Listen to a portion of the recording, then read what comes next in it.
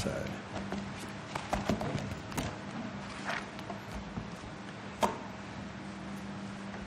Well, if you haven't noticed, today our country is having a special celebration. It's an anniversary, it's a birthday celebration, if you will. We here in the United States are still a free people, and we celebrate that freedom every 4th of July. One of our nation's founding documents is called the Declaration of Independence.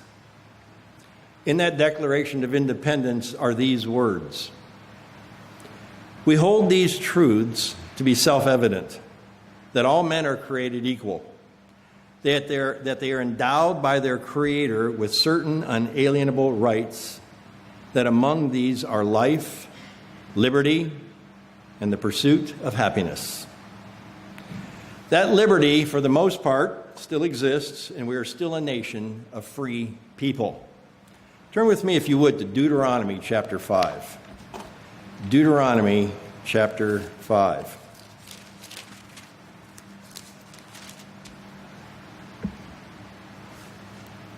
What's interesting about the Declaration of Independence and what took place in 1776 and the years surrounding that is that our nation's founders, the people that founded this country and signed that Declaration of Independence, realized the importance of freedom being based upon the laws, the rules, and the guidance of God. And that was the premise by which all of this was created. When I was about 12 years old, my dad took me and my brothers, and I don't even think my sister was born at the time, on a family trip to Washington, D.C. Many of you have been there, I know. I wasn't too interested in history at the time, so I didn't pay too much attention, and I was really bored with some of the things we went and saw. But still, it made an impression on me. As I recall, just about any place you look in Washington, D.C., on almost any building, you find scripture written on almost every unit. No matter where it is, no matter what it is. Scripture is all over the place in that city. That includes the Capitol building, which is where the Supreme Court meets, interestingly enough. Yep, the same Supreme Court that came down with that infamous decision a week or so ago about same-sex marriage. As I recall it, when you walk up the steps to the Capitol building, you can see near the top of the building a row of statues representing some of the world's greatest lawgivers all through history, all lined up across the top of the Capitol building. And each of those statues is facing a statue that's in the middle of them all. The one statue facing forward with a full frontal view. Any idea who that middle statue is?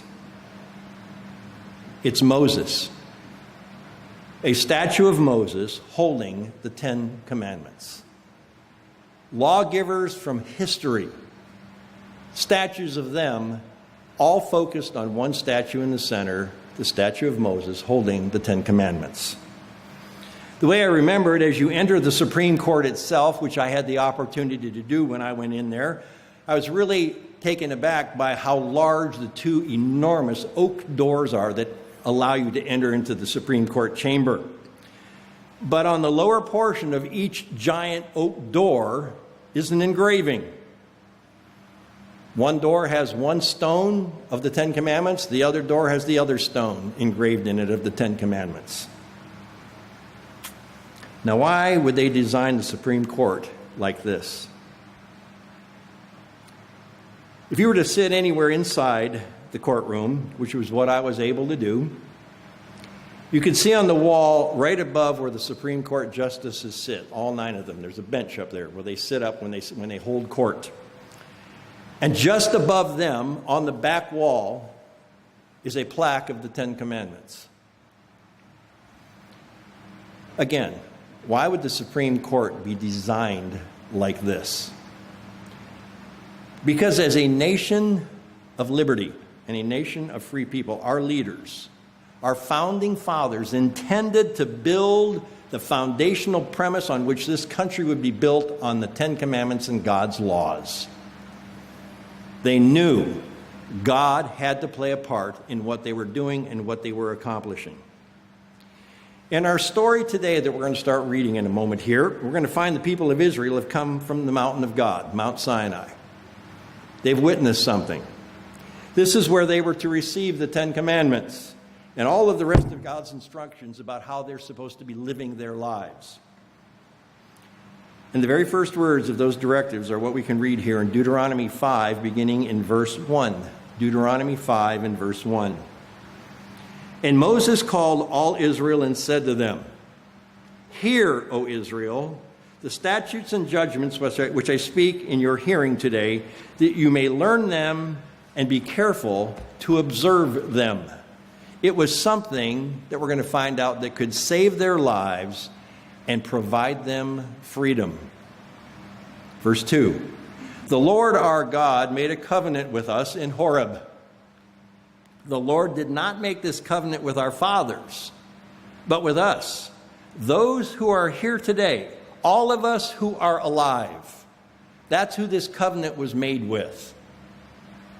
And as you will recall in the last couple of sermons that I've given, one of the things that Paul told us, all of these scriptures, all of these stories, all of these premises that have been written in the past were written for our benefit, for our admonition, for our learning. So you could say that we were standing right there at the steps where the commandments were given, just like Moses is talking to ancient Israel. He said, the Lord talked with you, in verse 4, face to face on the mountain from the midst of the fire. I stood between the Lord and you at that time to declare to you the word of the Lord, for you were afraid because of the fire, and you did not go up on the mountain. He said, I am the Lord, your God, who brought you out of the land of Egypt, out of the house of bondage. Other translations translate verse 6 like this: I am the Lord your God, who brought you out of the land of Egypt, out of the house of slavery. They were brought out of the house of slavery. Once they were slaves. For hundreds of years they were slaves.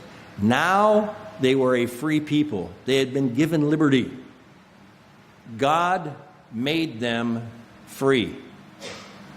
God's words made them free. Go over to Deuteronomy 28. Deuteronomy chapter 28.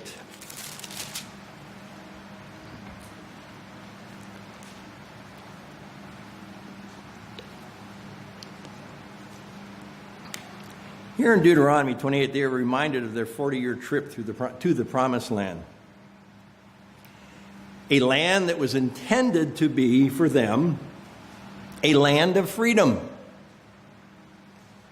But on their way to the land of freedom, God had them stopping here on this other mountain. And he wanted to remind them of a few things. One, about what he told them he wanted them to do with his law, and what he was going to do for them if they lived like that. This is where they were to accept and obey God's law and move forward for the rest of their lives with God's control, protection, and guidance. And this law was going to be the foundation, as we're going to see, for the blessings and the freedom as God's people for eternity. Just like us here in the good old U.S. of A. Just like we can watch and see and still observe in Washington, D.C. Let's pick it up here in Deuteronomy 28 and verse 1. In Deuteronomy 28, God tells them that if they obey his laws, something positive is going to happen in their lives. As you look here and start reading along, I'm going to be reading from another translation. I'm going to be reading from the Holman Christian Standard Bible. Deuteronomy 28, verse 1. Now, if you faithfully obey the Lord your God and are careful to follow all his commandments I am giving you today, the Lord your God will put you far above all the nations of the earth. Our founding fathers of the United States believed this. That's one of the reasons why when you read documents that came about as a result of what was going on back in the 1770s. Almost every document refers to God, refers to the Bible, refers to the sovereignty of God, refers to the power of God, refers to the guidance and protection and direction of God. They knew that if they based what we were going to do in this country on the Bible, on God's commands, on God's guidance, they knew they'd be lifted up as a nation above all nations. They perceived that. And what happened? From 1776 forward, this country became the most powerful nation the earth has ever seen. It became a reality for this country. And they were told back then they would be given positions of prominence if they would just follow and obey God's laws. Stick to it. Stick as close to it as you possibly can. Remember the stories of Joseph and Daniel? What happened with them? They stuck to what God taught them. They believed in it. They lived it. They wouldn't abandon it in any way, shape, or form. And what did God do? He raised them up in prominence. And he raised them up in prominence in pagan institutions, pagan worlds. That's what happened to them. Obedience, trust, confidence, and faith in God, and the blessings to be promoted to prominence. That's what God is saying. Do what I'm asking you to do. I'll elevate you above all nations of the earth. Listen to how he elaborates then on what the blessings will be if they will just do what he asks them to do. Verse 2. All these blessings will come and overtake you because you obey the Lord your God. Did you catch that terminology? All these blessings will come and they'll overtake you. When we think of something being overtaken, we think of something just being swarmed, right? Just overwhelmed. That's what he's talking about. He's talking about blessings, just swarms of blessings overwhelming us. He said they'll overtake you. You will be blessed in the city and blessed in the country. Your descendants will be blessed, and your soil's produce will be blessed. And the offspring of your livestock will be blessed, including the young of your herds and the newborn of your flocks. Your basket and kneading bowl will be blessed. You will be blessed when you come in, and you will be blessed when you go out. The Lord will cause the enemies who rise up against you to be defeated before you. And in many times, they didn't even have to fight the battles. People started to come in against them. God just destroyed them. Remember Gideon's army? Started out with thousands of men, got down to 300 men. All they did is make a big racket. And it scared them so bad, God caused them to just run. They started killing each other and ran away. The Lord, verse 8, will grant you a blessing. No, the Lord will cause your enemies to rise up against you, in verse 7, to defeat before you. They will march out against you in one direction, but flee from you in 7 directions. Chaos. Because God's in control. That's what we've been learning from Daniel, which we've been learning from Joseph, and from the Feast of Pentecost. God's in control of all this, and that power is God's Spirit, and it's living in each and every one of us, and God wants us to use it, brethren. He wants us to use it more than we've ever used it before in our lives. It goes on in verse 8, it said, the Lord will grant you a blessing on your storehouses and on everything you do. Everything you do. He will bless you in the land, and the Lord your God is the Lord your God that he's giving you. The Lord will establish you as his holy people, as he swore to you, if you obey the commandments of the Lord your God and walk in his ways. This is really powerful stuff. I mean, God pulls no punches about how he's willing to bless. And again, I tell you, it was great for ancient Israel back then if they would have listened, which they didn't.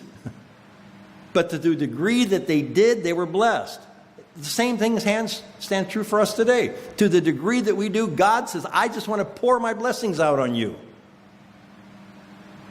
And when we start seeing things like that happening in our lives, it starts building confidence, it starts building faith, it starts building trust and agreement with God. Because we can see God so active in our lives, and it excites us. And we keep moving forward even more powerful. Again, here was God promising to Israel that his law would be the foundation on which the freedom and blessings that God was planning to give them would come. All based on God's laws.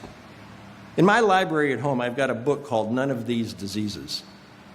When I was at Ambassador College back in the 70s, it was one of our required readings. They've come out with a new edition of it. It's called None of These Diseases for the 21st Century. It's an interesting book because the author, Macmillan, focuses on God's promises to Israel and how that if they obeyed him, they wouldn't experience the diseases that the rest of the world experience, most specifically Egypt. Mr. Macmillan goes to great lengths to point out the diseases of Israel would be spared if they obeyed God's law that God gave them. And sometimes they didn't even know why they would be spared from these diseases. For example, in our culture, the idea of sexual purity is laughed at, as we can see by the Supreme Court ruling that just took place. And yet sexual purity was a major part of the law focused heavily on by God in Israel. Just read through Deuteronomy, read through Numbers, read through Leviticus, and you see it woven in there all the way around. Since the 1960s, ignoring this kind of behavior, ignoring these kinds of precepts and concepts that God has given all of mankind, mocking God's law on this has created a trauma in this country. Since the 1960s, the number of sexually transmitted diseases have skyrocketed and have become a leading concern in our nation. Let me read you some statistics about STDs in the United States.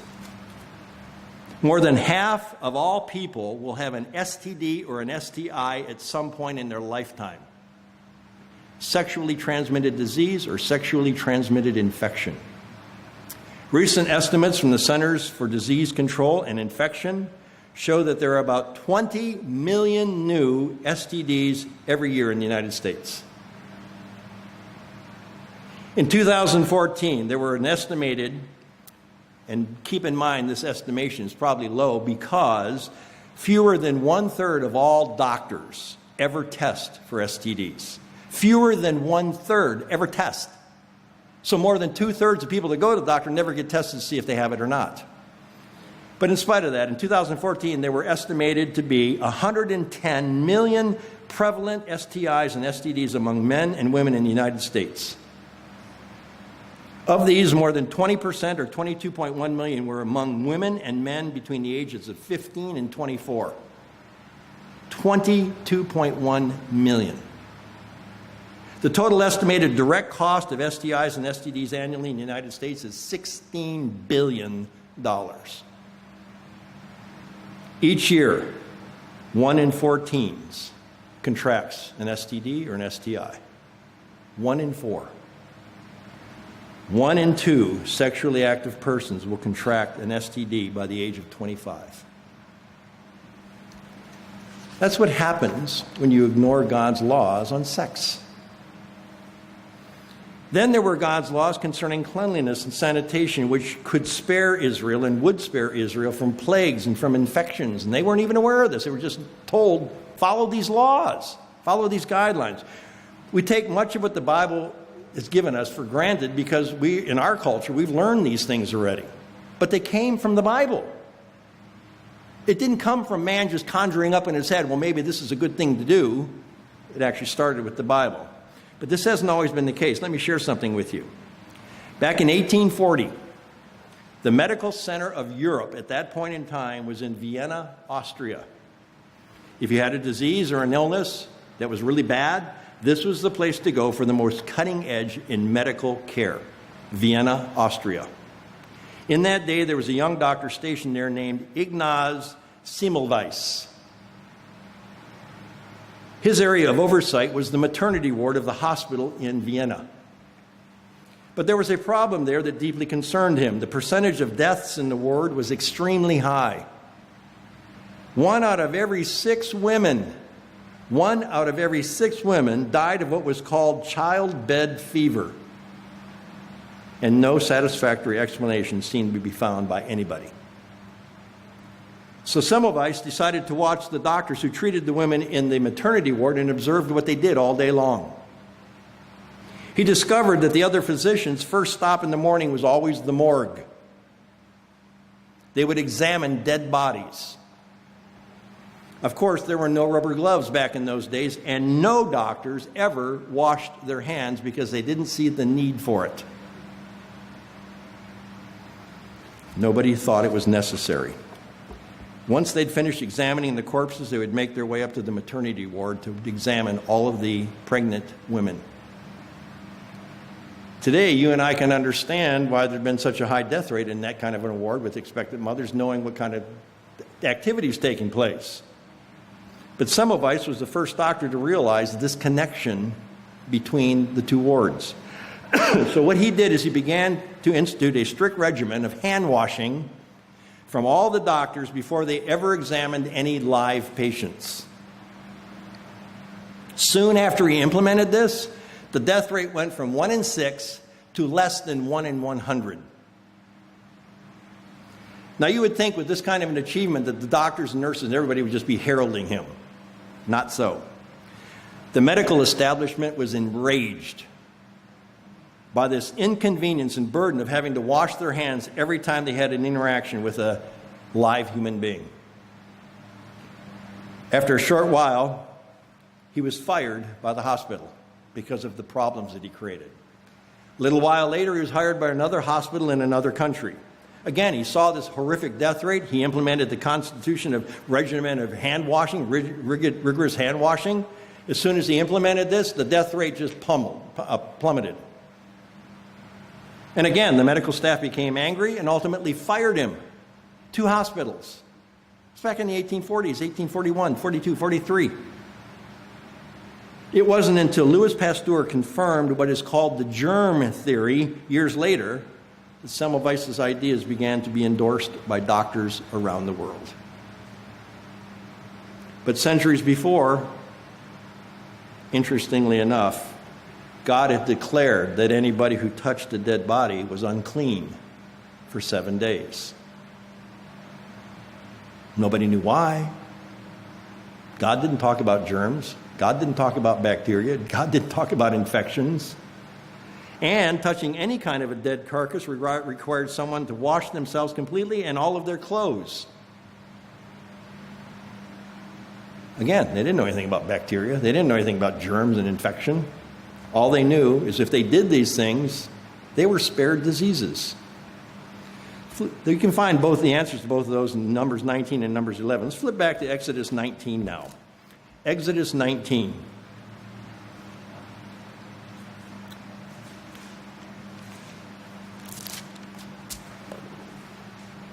The people of Israel observed these laws without understanding anything about all of this medical stuff, the germs, the bacteria, the viruses, and all that kind of stuff. And as long as they followed God's guidelines and God's laws, they kept disease and sicknesses out of the camp. They didn't know why, but it just happened. In obeying these simple rules, they actually avoided many plagues and diseases that troubled other nations that they came in contact with regularly. God knew what he was doing, even though they didn't. So to go back, God had brought them to Mount Sinai to receive his law after freeing them from Egypt. Again, the law that would be the basis for their freedom and the many blessings that God promised them as his people. If they obeyed his law and followed in his ways, they would remain free people and be blessed like crazy. But when we go back to the giving of the law, where that was actually done on Mount Sinai, God did what appears to be some pretty dramatic displays of fireworks. Let's begin here in Exodus 19 and verse 16. Exodus 19 and verse 16. Then as it came to pass on the 3rd day, as they prepared for the Lord to come down and give them this, in the morning, that there were thunderings and lightnings and a thick cloud on the mountain, and the sound of the trumpet was very loud, so that all the people who were in the camp trembled. This scared them, what they witnessed and what they heard. And Moses brought the people out of the camp to meet with God, and they stood at the foot of the mountain. So here's the mountain in front of them, which God told them, don't touch the mountain. Don't come past a certain guideline. Come down, and you can witness me, God, coming down and talking to you, my people. Now Mount Sinai was completely in smoke in verse 18 because the Lord descended upon it in fire. Its smoke ascended like the smoke of a furnace, and the whole mountain quaked greatly. Think about that for a minute. Israel had come to this mountain to be given their freedom, if you will, the foundation of their freedom, God's laws. He told them, you follow my laws, I'll give you blessings. And freedom should be celebrated. Like with fireworks, wouldn't you agree? I mean, isn't that what we do in this country? Every year, people go out and watch fireworks. 4th of July, it's the big thing. Independence Day. Flip over a few pages to chapter 20, maybe 1 or 2 pages. So what we see here is God sets off his own kind, his own form of fireworks.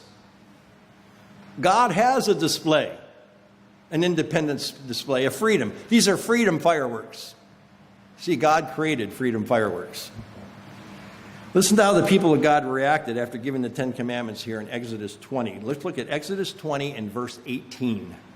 Exodus 20 and verse 18. All the people witnessed the thunderings, the lightning flashes, the sound of the trumpet, and the mountain smoking. And when they saw it, they trembled and stood afar off.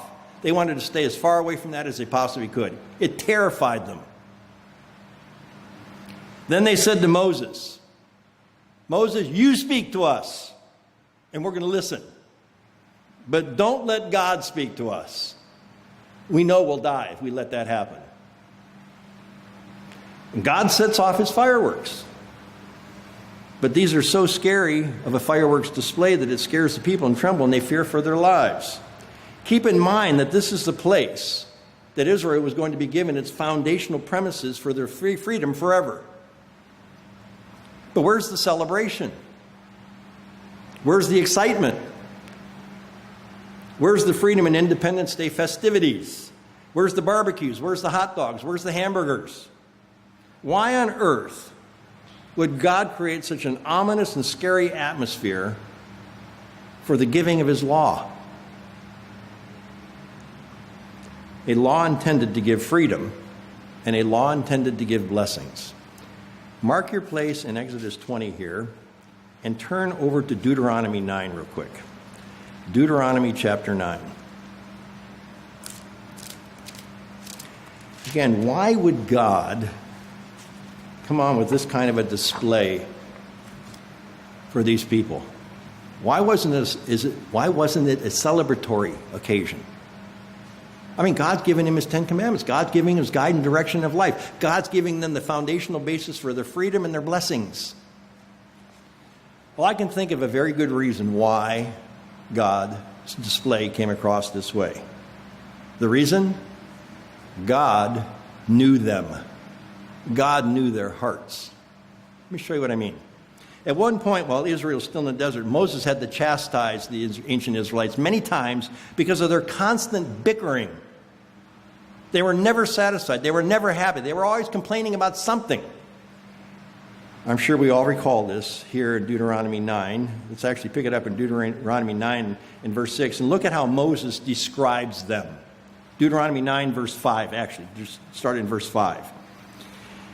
He said, "It is not because of your righteousness or the uprightness of your heart that you go in to possess their land, the land that God was going to give them. It's because of the wickedness of these nations that the Lord your God drives them out before you, and that he may fulfill the word which the Lord swore to your fathers, Abraham, Isaac, and Jacob." He said, you're not getting this because you deserve this. You're not getting this because you're such good people.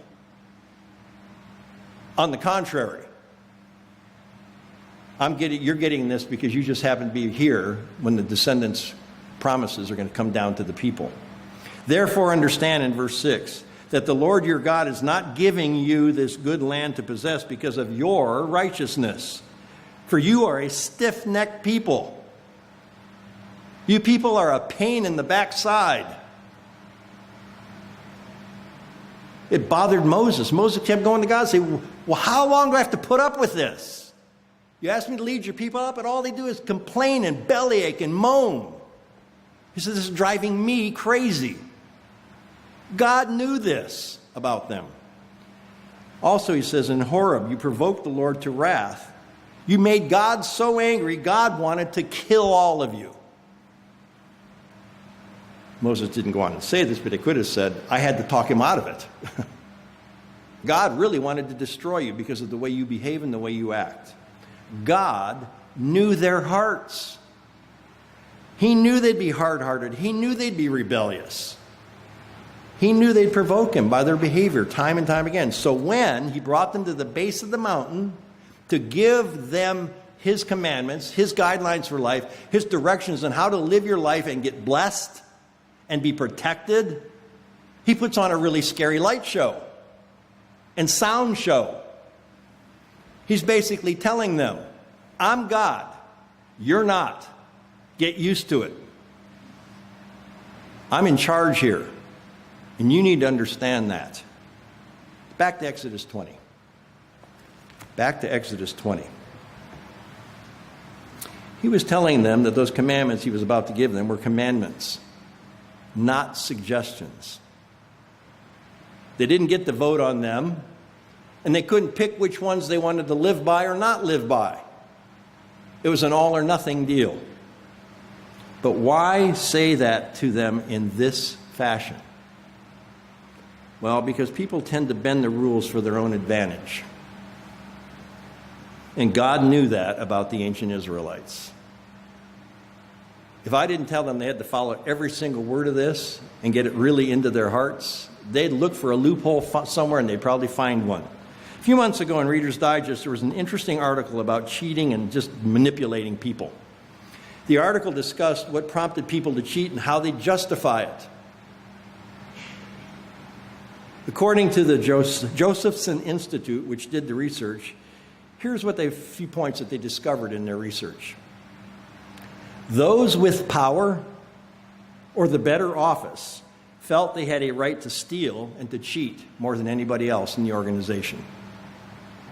Those who hung around with others who cheated and stole were more likely to do so themselves.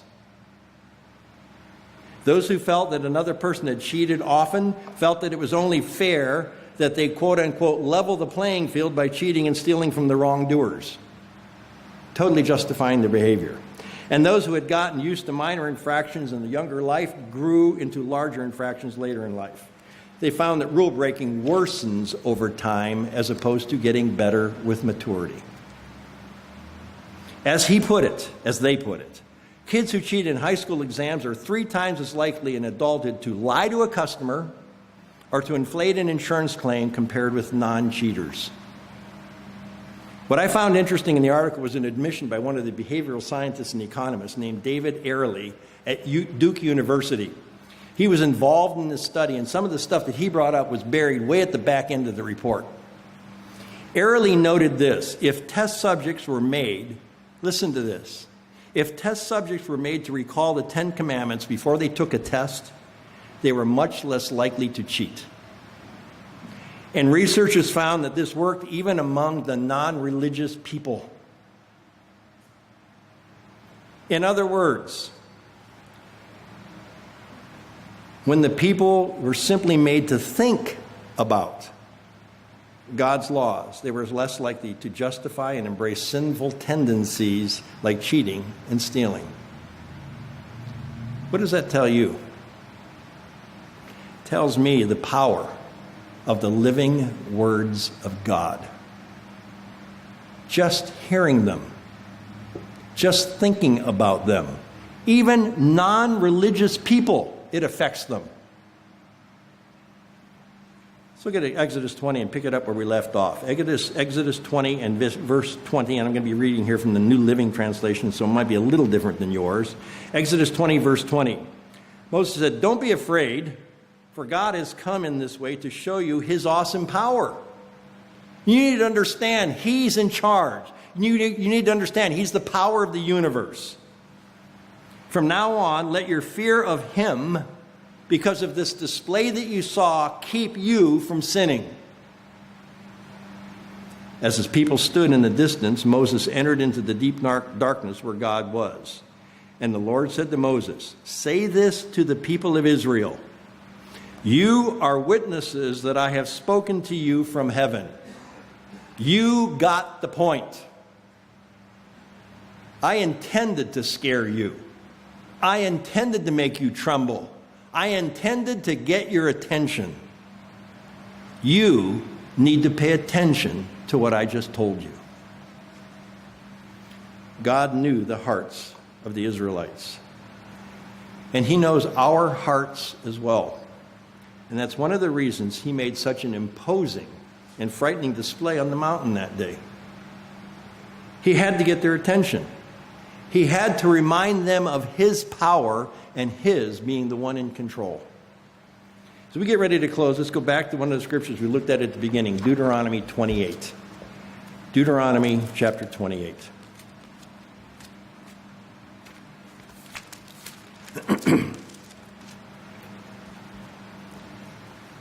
All the attention getting that God did at Mount Sinai was for a very good reason. It would be good for us to listen and to learn, because he wants to bless us as well. It wasn't just for them. And this type of living, when we do it on a regular basis, creates trust. It creates confidence. It creates faith in God. Because we live it and we see the results of it, the positive results of it. Just as we saw in the lives of Joseph and Daniel recently. Let's pick it up in Deuteronomy 28 and verse 2 again.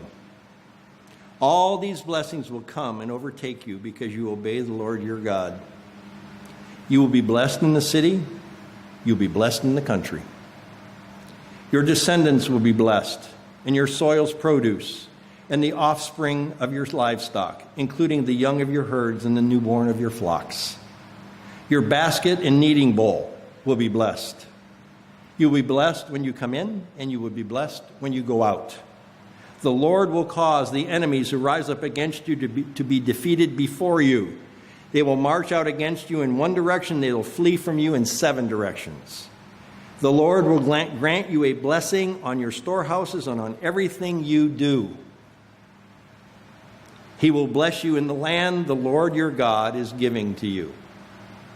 The Lord will establish you as his holy people, as he swore to you, if you obey the commandments of the Lord your God and walk in his ways. So, if you happen to go out watching fireworks tonight, as you see that display of fireworks before you and you go the ooh and the ah, let it remind you of the fireworks at Mount Sinai for God to get our attention to listen to what he had to say to us. Enjoy the rest of the 4th.